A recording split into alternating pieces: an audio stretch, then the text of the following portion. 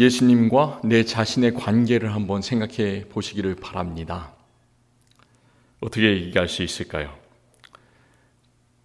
조금 이렇게 폭넓게 얘기하면 내 자신뿐만이 아니라 예수님과 우리들의 관계를 생각해 보시기를 바랍니다. 예수님과 우리의 관계, 우리 가족이 될 수도 있고요, 우리 교회가 될 수도 있습니다. 우리가 이렇게 얘기를 하면 잘 못하죠. 그래서 제가 아주 쉽게 말씀을 드릴게요. 우리 가끔 설문조사를 합니다. 그렇잖아요. 주로 어떤 회사에 커스터머 서비스 센터가 있어요. 그런데 뭔가 이제 어려움이 있어가지고 거기에 상담 전화를 하면 꼭 나에게 전화가 다시 걸려오든지 인터넷으로 서베이를 하라고 이렇게 얘기를 하죠. 그래서 상담 직원과 잘 얘기를 했는지 1번은 아주 좋지 않다, 2번은 그냥 좋지 않은 편이다, 3번은 그저 그렇다, 4번은 좋다, 5번은 아주 좋다. 이렇게 아주 쉽게 서베이 문항을 누르라고 나오는데, 만약에 예수님과 나의 관계, 예수님과 우리의 관계를 이 숫자로 말하면 몇 번을 우리는 선택할 수 있겠습니까? 여기서 손을 들 필요는 없을 것 같아요. 나는 1번인가 3번인가 이렇게 얘기할 필요는 없을 것 같아요. 왜 그러냐면 예수님께서는 누구보다 나를 잘 아십니다. 나와 예수님과의 관계가 어떤지 예수님께서도 아시고, 내 마음속에는 하나님께서 주신 양심이 있고 또 믿음이 있기 때문에 내가 누구보다 예수님과의 관계가 어떤지를 참 잘 압니다. 우리 모두 다 5번이 되었으면 좋겠어요. 더할 나위 없이 예수님과의 관계가 참 좋기를 간절히 원합니다. 요한복음 15장 5절에서 예수님께서 이런 말씀을 하셨습니다. 나는 포도나무요 너희는 가지다. 우리가 읽은 말씀에서 예수님은 계속해서 너는 가지라, 너 한 사람에 대해서 얘기하는 것이 아니라 계속해서 너희라고 하시면서 복수형을 사용하고 계세요. 물론 우리 한 사람이 예수 그리스도와 인격적인 관계를 가지고 친밀한 관계를 가지는 것 참 좋은 일이지만, 예수님은 그를 믿는 모든 사람들과 그를 믿는 교회와 공동체와 이렇게 늘 좋은 관계를 맺기를 간절히 원하고 계십니다. 예수님께서 포도나무 이야기를 하신 이유는 하나님과 또 예수 그리스도와 우리들이 참 친밀하게 가까운 관계를 가지고 있고 가깝게 연결되어 있음을 우리에게 보여주시기 위해서입니다. 보다 어려운 말로 가깝게 연결되어 있다는 말을, 이 말을 좀 기억하셨으면 좋겠어요. 상호내주라는 말을 씁니다. 상호내주. 영어로는 mutual indwelling. 그리고 또 성경을 기록한 헬라어로는 perichoresis, 이런 말이 있습니다. 서로가 서로의 안에 있다는 그런 말이에요. 9절에서는 뭐라고 얘기를 하시냐면, 아버지께서 나를 사랑하신 것 같이 나도 너희를 사랑하였으니 나의 사랑 안에 거하라. 아버지께서 아들 예수 그리스도 안에 계시고, 아들 예수 그리스도는 하나님 아버지 안에 계시고, 이제 우리들은 예수님 안에 거하는 그런 상호 내주의 관계를 이렇게 예수님께서 말씀하고 계십니다. 하나님과 예수님께서 얼마나 그렇게 긴밀하게 연결되어 있었는지를 우리는 예수님의 마지막 그 십자가에서 외친 말씀을 통해서 알 수가 있습니다. 십자가 상에서 버려지는 그 순간까지 예수님께서는 뭐라고 외치셨냐면, 아버지, 내 영혼을 아버지의 손에 부탁하나이다, 이렇게 말씀하시면서 숨을 거두셨어요.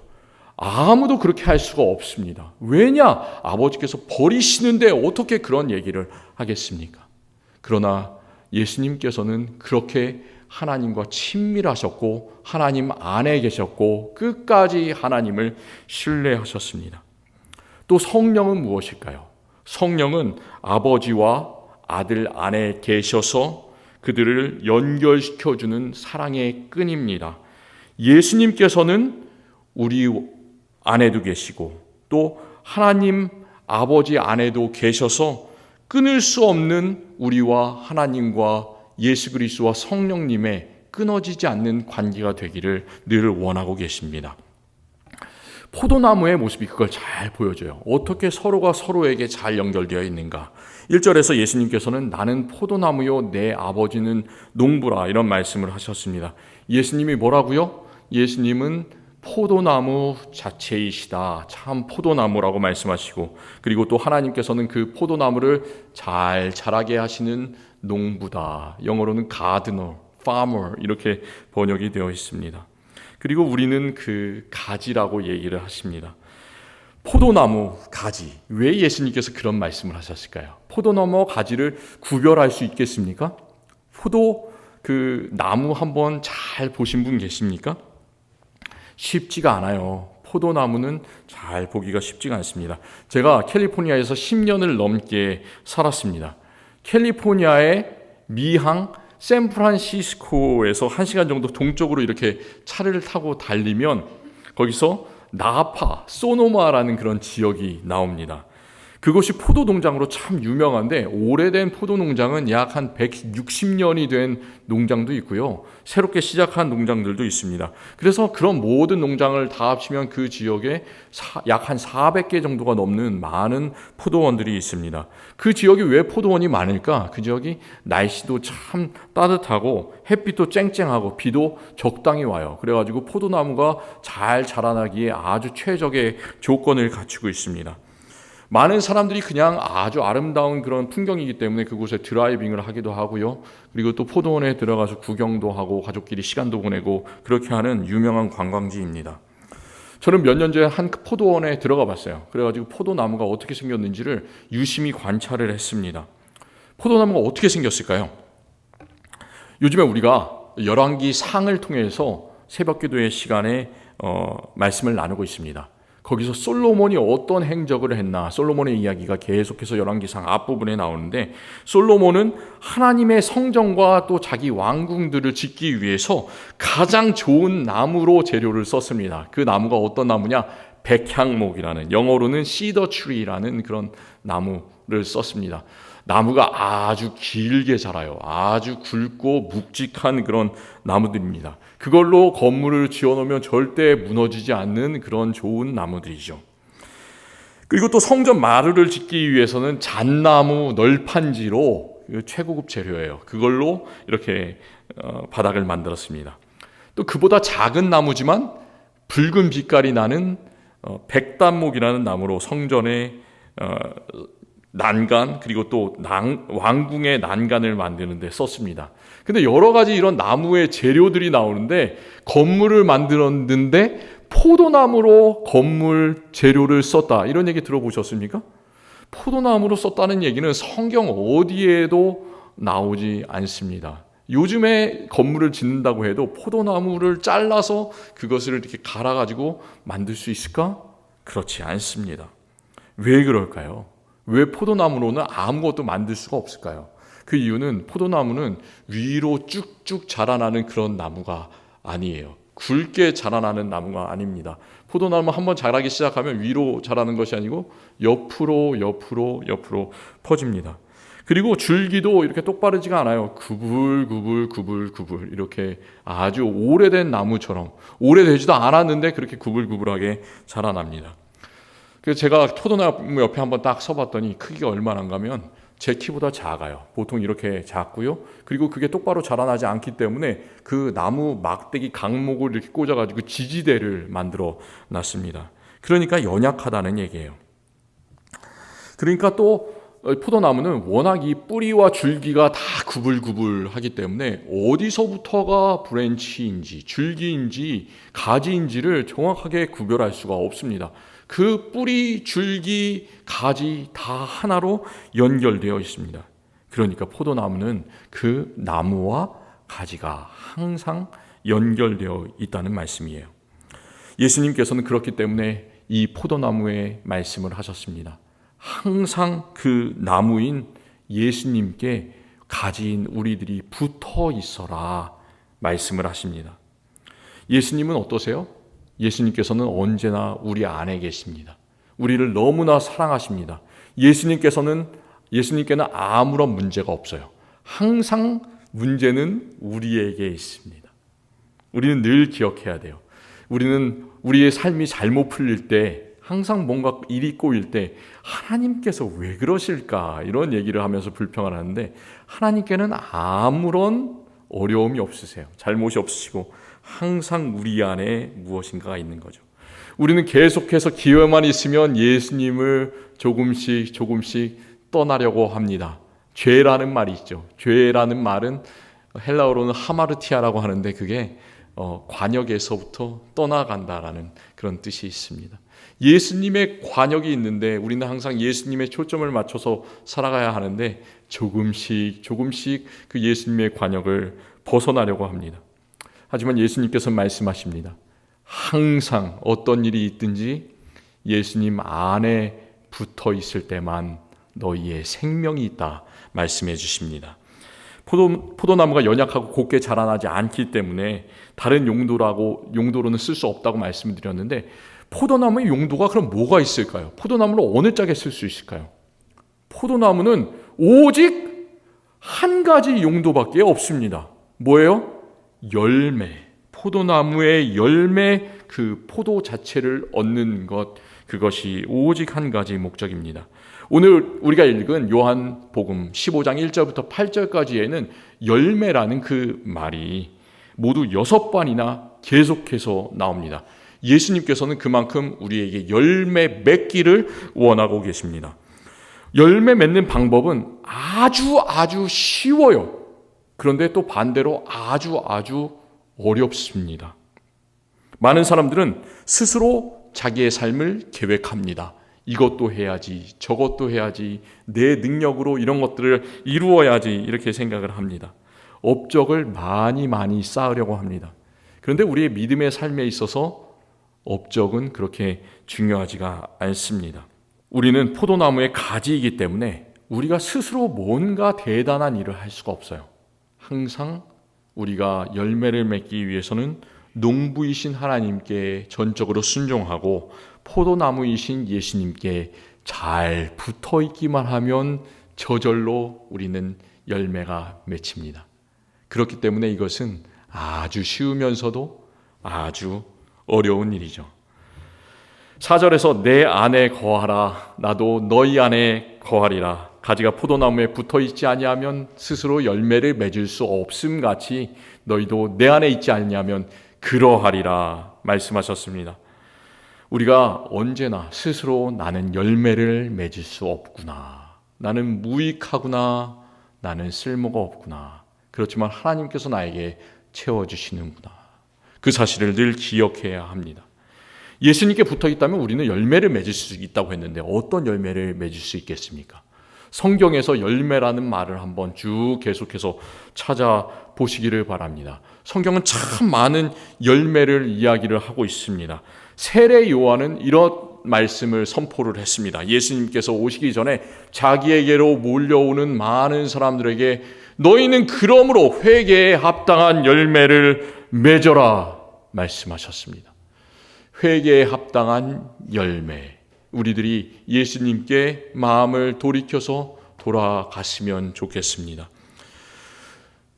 또 어떤 말씀이 있냐면, 바울은 에베소 교인들을 가르치는데 빛의 열매는 모든 착함과 의로움과 진실함에 있느니라. 빛의 열매에 대해서 또 말씀을 했습니다.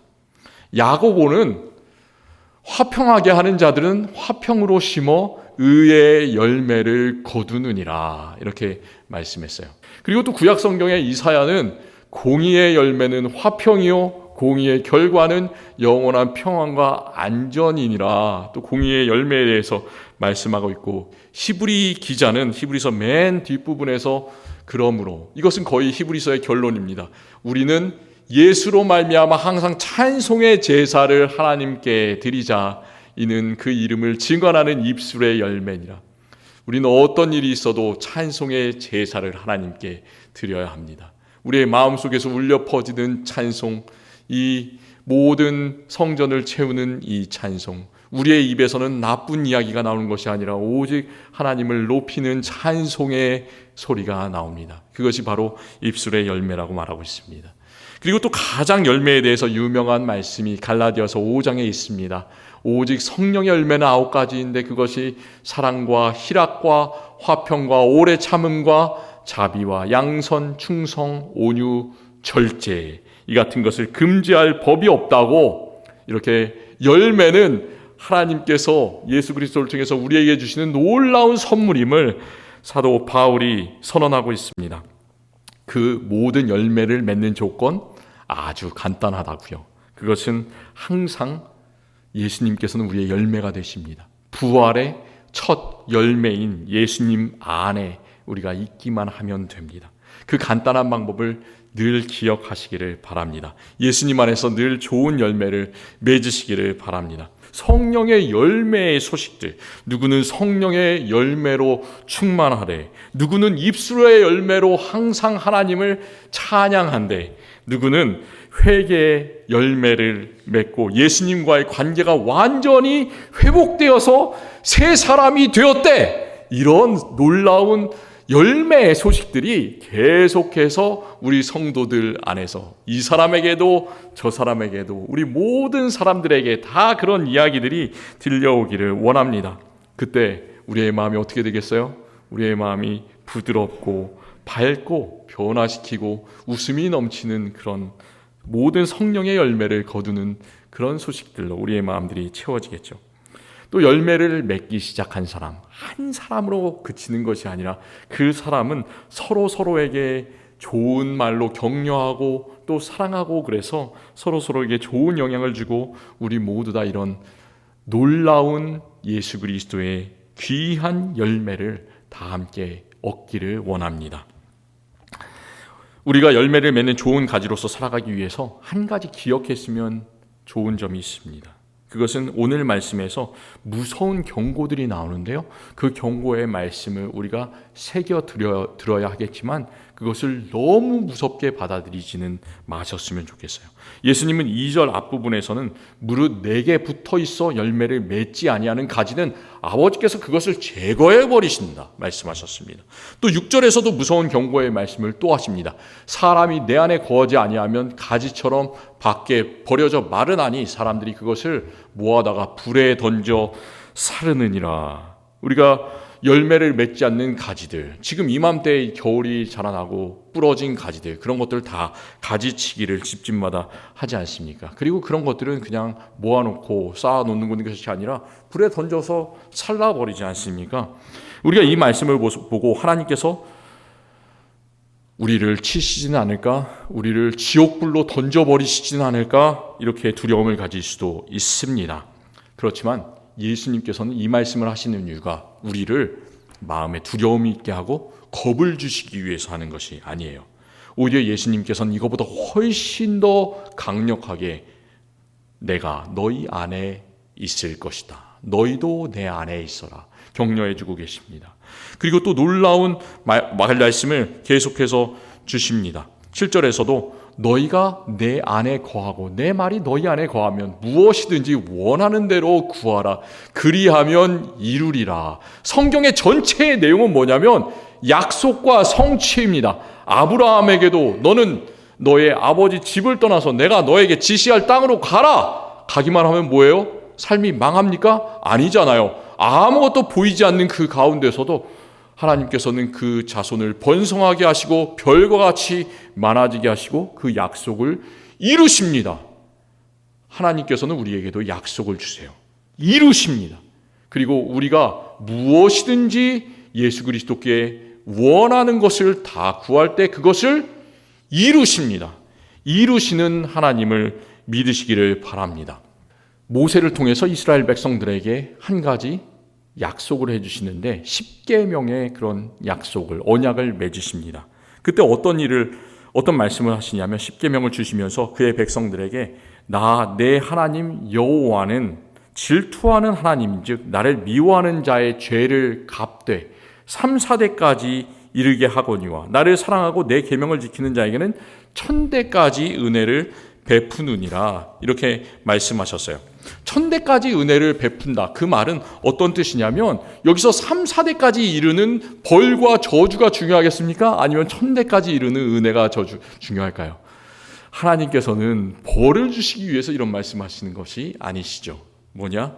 계속해서 주시는 은혜, 천대까지 주시는, 수만 년 영원토록 주시는 그 은혜를 강조하시기 위해서 이 말씀을 하십니다.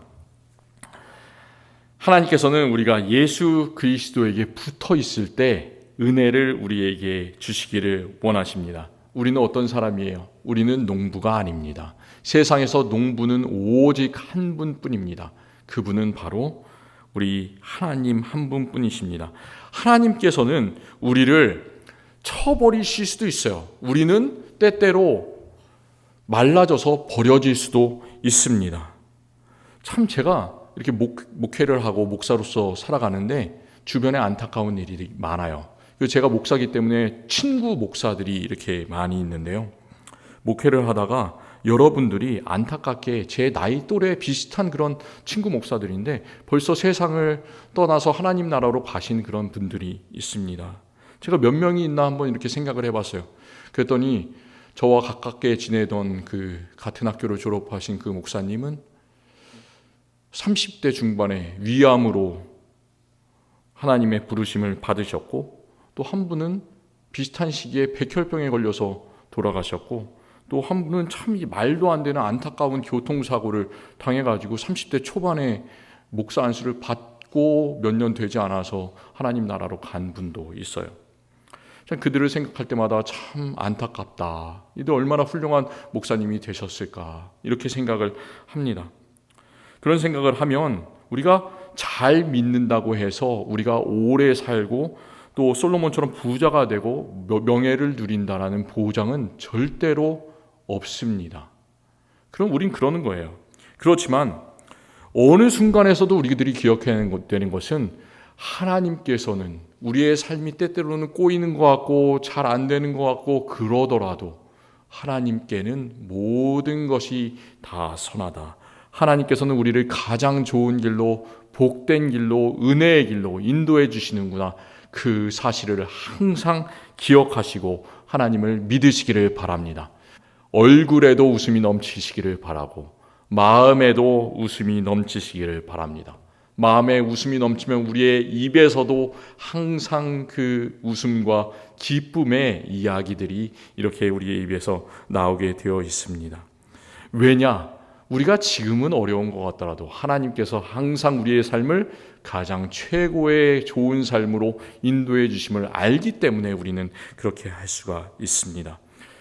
하나님의 농장은 좁지 않습니다. 하나님께서는 모든 세상을 다 만드시고 모든 우주를 창조하신 분이십니다. 그 안에 있는 모든 피조물들을 하나님께서는 다 만드셨습니다. 그렇기 때문에 하나님의 계획은 우리들이 생각하는 것 훨씬 너머에 있습니다. 하나님의 그 놀라운 계획을 믿으시기를 바랍니다.